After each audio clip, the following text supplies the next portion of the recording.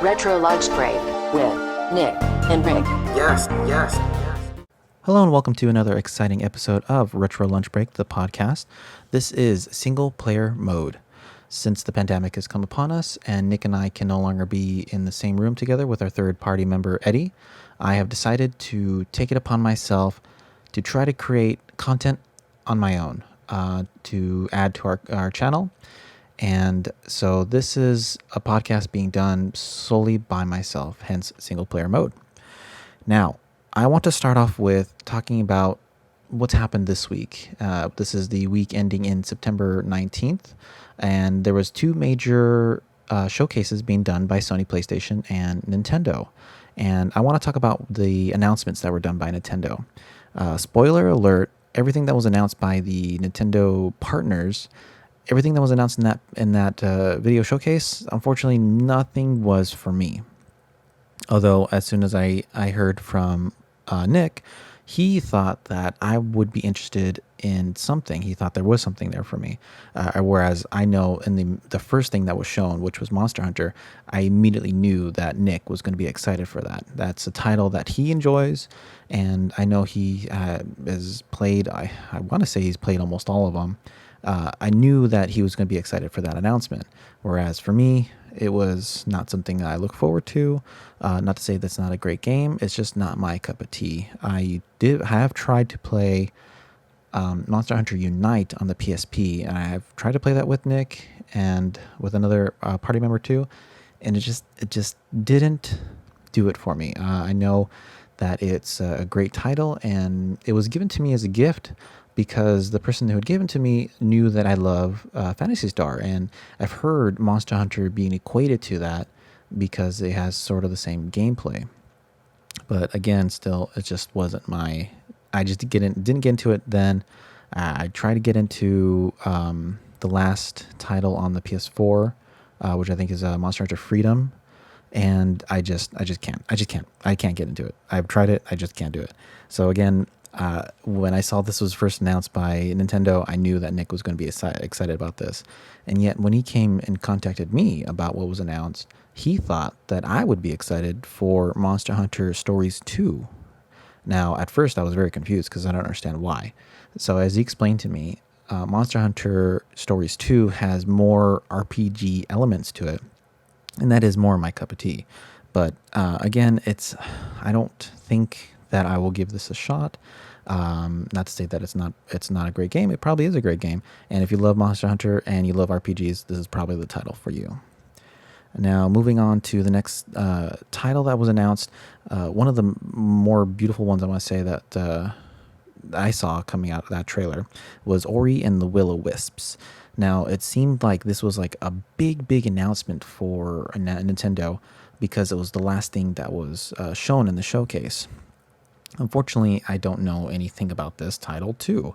I think there was another previous title that was released for the Switch, and from what I gather from the trailer, the game looks absolutely gorgeous.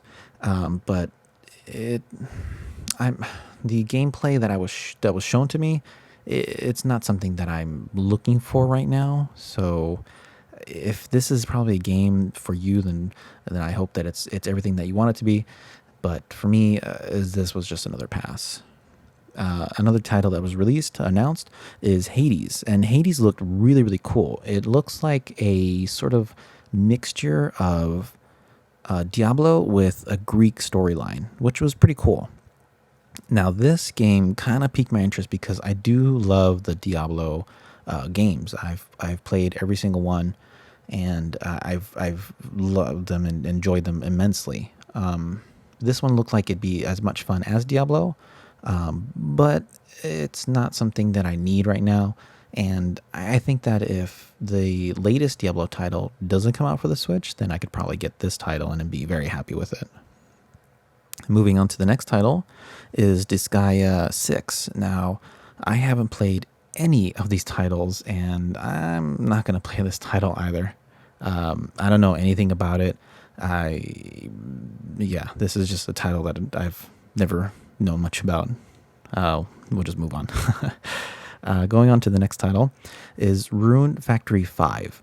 Again, this is another title that I've seen that's been around for a long, long time, but I've never played any of them. And I'm a huge fan of Xseed and Marvelous, but still, this is going to be a pass for me because I don't have time to invest into farming type games. The last one I ever played a title like this was Harvest Moon on the Super Nintendo. And I enjoyed that game. I really do like Harvest Moons. And even now, I think I would enjoy Harvest Moon titles or even this title. But I just don't have time to commit to a farming game. So this is going to be another pass for me, unfortunately. A next title that I wanted to talk about is Balan Wonderland. Now this game looks gorgeous, and it gives me that strong feeling of like content that I would see from Sega, and I really dig it, and it looks great. But the trailer threw me off, to be honest. It's still, the trailer looks like the gameplay that it was showcasing looked like it was like still in development. I was really confused about it because it looks like it was like concepts of what could be done in the game. It really reminds me of the old trailer videos for Phantasy Star back in the early 1999 late 1999 early 2000s, where they had some trailers for PSO, and it showcased ideas that were never implemented in the final game. And the way that this trailer looks, it really reminds me of that. So I hope that it is going to be as great as it looks, and perhaps it will, be more fleshed out once the game is released. Moving on to the next title is The Long Dark. The Long Dark looked pretty cool. It seemed like it had this great emphasis on this like deep, dark storyline. You're in an apocalyptic world and everything's cold, so there's probably got to be some like cool survival elements to it. It looked interesting. The gameplay itself and the action didn't look very attention grabbing. But that is to say, perhaps that's not the driving force behind this title. So maybe then the story, picks up where the action lacks. And but of course, that's just my assumption. But again, this game it looks cool, but probably not something I'm going to pick up. And then moving on to the next one is Fitness Boxing 2. And this was a surprising showcase for me because I didn't know that Fitness Boxing was that big of a hit to let alone get a version 2 or a sequel, and even an announcement trailer from Nintendo during a Direct Mini. So maybe this game is bigger than I'm aware of, and if you use it, fantastic, great. I will admit I did play the demo on the first demo back in the day when it first came out. I thought it was cool. I thought it was interesting. I got up and I liked the motion and moving with it, and it was cool. Unfortunately, I never picked it up. Although, however, I did get my hands on a Ring Fit, and I love my Ring Fit, and I want more Ring Fit action and, Ring Fit 2 or something. That'd be great. So hopefully if Fitness Boxing 2 is taking off, which is fantastic for them, maybe there'll be more Ring Fit stuff. Cool. And moving on to the next title is Sniper Elite 4. First off, this game is not for me. I have played first-person shooters, but this title, again, just not for me. As far as I understand, a lot of the really cool things about this game is that it involves bullet time, and whereas you can get slow-motion action where the bullets do damage to the human body. And as impressive as that can be, it's just not for me. I get the feeling that this game, it's kind of like, it reminds me of like Mortal Kombat, but without the fist actions. It's all being done by guns instead. And it just, I don't know, it's not for me. Now, moving on to the next game is Empire of Sin. Now, this game looks cool. I thought it had a great trailer, and I like that it was being driven, the whole plot and storyline and everything was being driven by a female character, which is cool. But the trailer itself I I get the feeling that like well, okay, from everything that I saw, it looked like the sprites that you saw on in the screen on the trailer, they look like splicers, or they reminded me of splicers from the first BioShock game, with the way that they looked and held their weapons and even fought, and everything about them just reminded me of like splicers from BioShock. And I almost get the feeling that like this is BioShock on land without the atom that they were using to splice into their bodies and everything. So I don't know. For some reason, I was just getting strong hints of BioShock out of this game. Again, it's not my type of game. It looks like it's a tactical warfare game with probably some strong story elements to it. It looks cool, but not for me. And then the last title we're going to touch on that was announced during this mini direct is PGA Tour 2K21, which is a golf game. And in my notes, I wrote golf. It's a golf game. Not for me. No, thank you. So that does it. That's all the titles that were announced during this mini direct.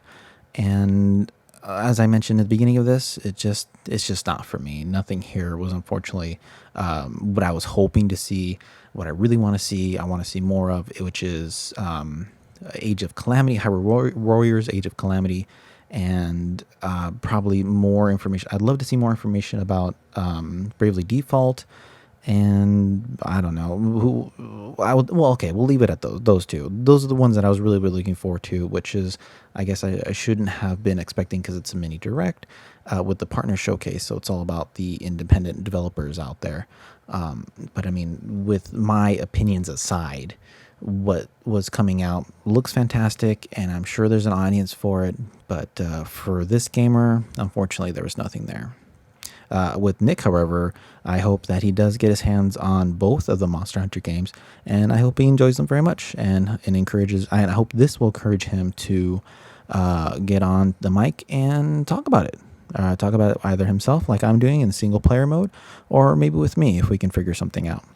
Okay, and that's going to wrap it up for me. Thank you so much for listening. Please comment, like, and share. And that'll help us grow this channel more. And thank you so much for listening. Great. Thank you. Bye.